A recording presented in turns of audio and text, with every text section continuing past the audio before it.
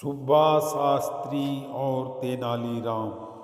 एक बार फारस देश से घोड़ों का एक व्यापारी कुछ बेहद उत्तम नस्ल के घोड़े लेकर विजयनगर आया। सभी जानते थे कि महाराज कृष्णदेव राय घोड़ों के उत्तम पारखी हैं। उनके अस्तबल में चुनी हुई नस्लों के उत्तम घोड़े थे। महाराज ने फारस के व्यापारी द्वारा लाए गए घोड़ों का निरीक्षण किया तो पाया कि वे घोड़े दुर्लभ नस्ल के हैं। उन्होंने व्यापारी से सभी घोड़े खरीद लिए क्योंकि वे अपनी घुड़सवारी सेना को और मजबूत व सुसज्जित करना चाहते थे। जब घोड़ों का व्यापारी चला गया तो महाराज ने अपनी घुड़सवार सेना के चुने हुए सैनिकों को बुलाया और एक एक घोड़ा देते हुए उसकी अच्छी तरह देखभाल और उसे भली भांति प्रशिक्षित करने को कहा। साथ ही यह भी कहा कि घोड़ों के प्रशिक्षण व भोजन आदि का सारा खर्च राजकोष वहन करेगा। तेनालीराम को जब पता चला तो वह भी महाराज के पास पहुंचा और एक घोड़ा अपने लिए भी मांगा। उसे भी एक घोड़ा दे दिया गया। तेनालीराम ने घोड़े को घर लाकर अस्तबल में बांध दिया, लेकिन उसे न जाने क्या सूझा कि उसने अस्तबल के सामने की ओर भी दीवार उठवा दी। अब अस्तबल की स्थिति कुछ ऐसी हो गई थी कि न तो वह घोड़ा कहीं बाहर जा सकता था और न ही कोई उस अस्तबल में प्रवेश ही कर सकता था। तेनालीराम ने अस्तबल की दीवार में एक छोटी सी खिड़की छुड़वा दी थी जहाँ से घोड़े को दाना पानी दिया जा सके। उसी खिड़की से तेनालीराम घोड़े को हरी घास दाना पानी देता और घोड़ा भी खिड़की से अपना मुंह बाहर निकालकर उसे मुंह में दबाता और भीतर खींच लेता। घोड़े को पानी भी इसी खिड़की द्वारा पहुंचाया जाता। करीब 1 महीने बाद महाराज ने घोड़े की सुध बुध ली और यह जानने की कोशिश की कि किस प्रकार उसकी देखभाल व प्रशिक्षण का काम चल रहा है। तब सभी सैनिक अपने अपने घोड़े लेकर महाराज के सन्मुख आ पहुँचे।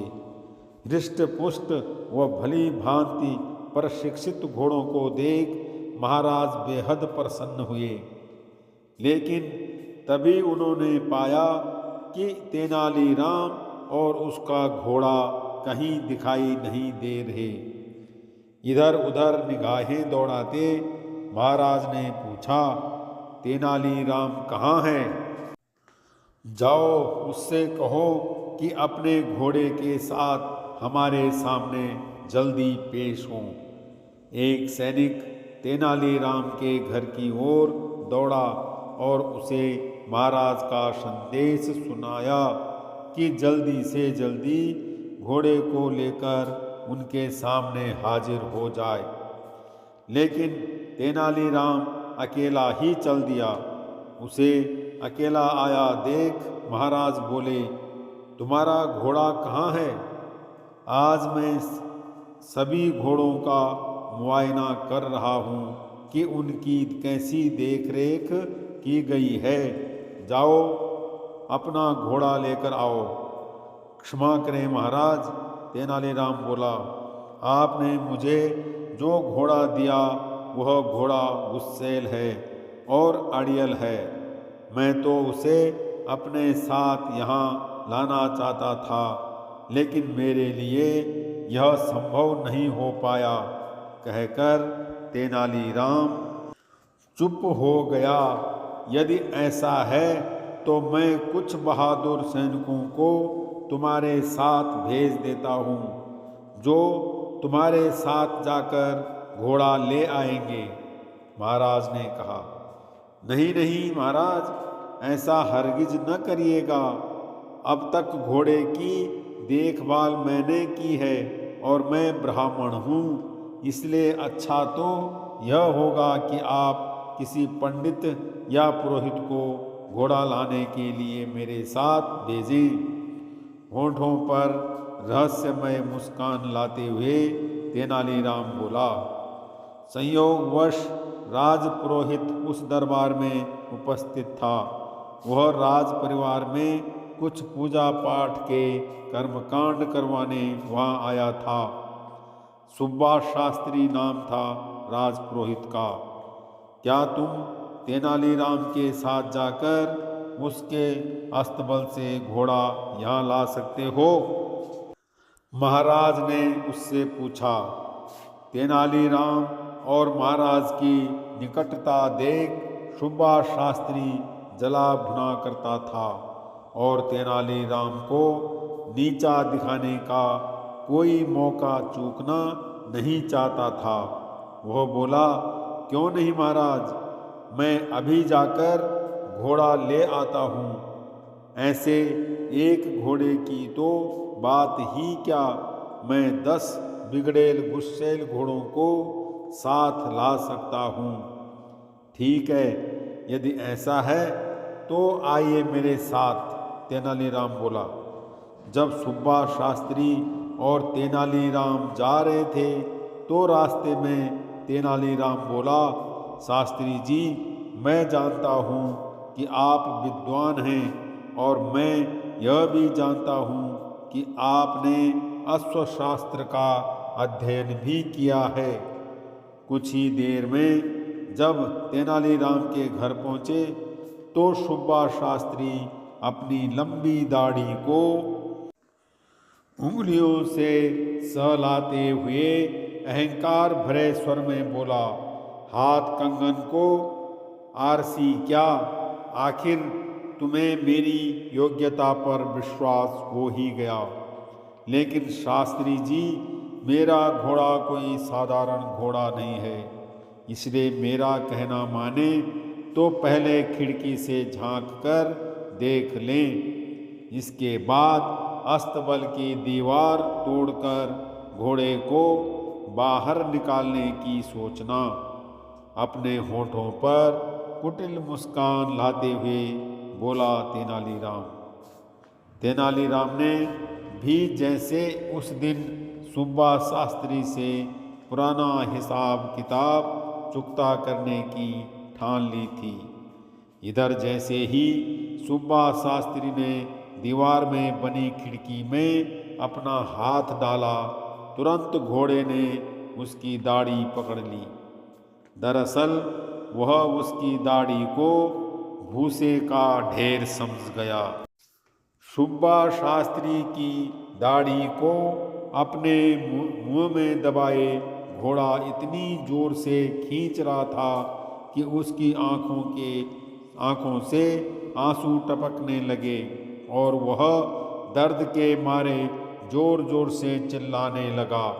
अंततः अस्तबल की सभी दीवारें तोड़कर वह बाहर निकाला गया, मगर घोड़ा भी कुछ ऐसा हठीला था कि सुब्बा शास्त्री की दाढ़ी अब भी दबाए था।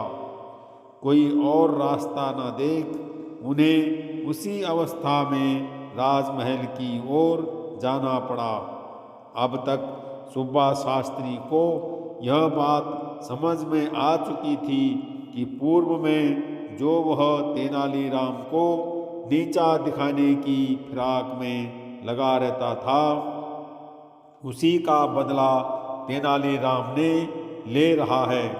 वो तो बस मौके की तलाश में था जो उसे आज मिल गया था। इधर महाराज और अन्य घुड़सवार सैनिक बेसब्री से उनका इंतजार कर रहे थे। तभी तेनालीराम और सुब्बा शास्त्री की दाढ़ी मुंह में दबाए वह घोड़ा वहां आ पहुंचा। सुब्बा शास्त्री को इस हास्यास्पद स्थिति में देख सभी उपस्थित जन ठहाके मारकर हंसने लगे। यहाँ तक कि महाराज भी अपनी हंसी पर काबू न कर सके और बेतहाशा लगातार हंसते ही चले गए। लोगों को इस प्रकार हंसते देख वहाँ मौजूद घोड़े भी तरंग में आकर हिनहिनाने लगे। तेनालीराम का घोड़ा जो सुब्बा शास्त्री की दाढ़ी मुंह में दबाए था भी यह देख हिनहिनाने लगा।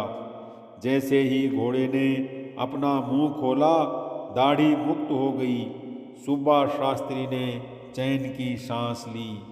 तभी एकाएक अपनी हंसी को रोक महाराज गंभीर हो गए और बोले, तेनालीराम, मुझे इससे कोई आपत्ति नहीं कि लोगों को हंसाने के लिए हास परिहास किया जाए, बल्कि यह तो अच्छा ही है, क्योंकि हंसना स्वास्थ्य के लिए उत्तम होता है। लेकिन ऐसा परिहास मुझे स्वीकार्य नहीं जिसमें दूसरे को पीड़ा या कष्ट होता हो। तुमने सुब्बा शास्त्री जैसे विद्वान के साथ जो सलूक किया है वह कतई शोभा नहीं देता। यह सरासर शास्त्री जी का अपमान है। मैंने तुम्हारे दिमाग में छिपी किसी खुराफात का अंदाजा उसी समय लगा लिया था जब तुमने मुझसे घोड़ा मांगा था, वरना तुम्हें घोड़े से क्या लेना देना। चलो अपनी गलती के लिए शास्त्री जी से क्षमा याचना करो। लेकिन इससे पहले कि तेनालीराम क्षमा याचना करता, सुब्बा शास्त्री आगे बढ़कर बोला, महाराज, तेनालीराम का कोई दोष नहीं, यह निर्दोष है। दोषी यदि कोई है तो मैं हूँ। मैं तो हमेशा तेनालीराम को नीचा दिखाने की फिराक में लगा रहता था और कई बार तो मैंने इसका अपमान भी किया, लेकिन मेरे दुर्व्यवहार को यह बेचारा चुपचाप सहन कर गया। एक शब्द तक मुंह से नहीं निकाला कभी। यह सब मैंने ईर्ष्यावश किया। इसने जो कुछ भी मेरे साथ किया अच्छा ही किया। दरअसल आज जो कुछ भी हुआ उससे मेरी आंखें खुल गई हैं। तेनालीराम ने मुझे सदराह दिखाई है। अपनी बात समाप्त करते हुए सुब्बा शास्त्री ने आगे बढ़कर तेनालीराम को गले से लगा लिया। वहाँ उपस्थित महाराज और अन्य सभी उन दोनों को गले मिलना देख बेहद प्रसन्न हुए।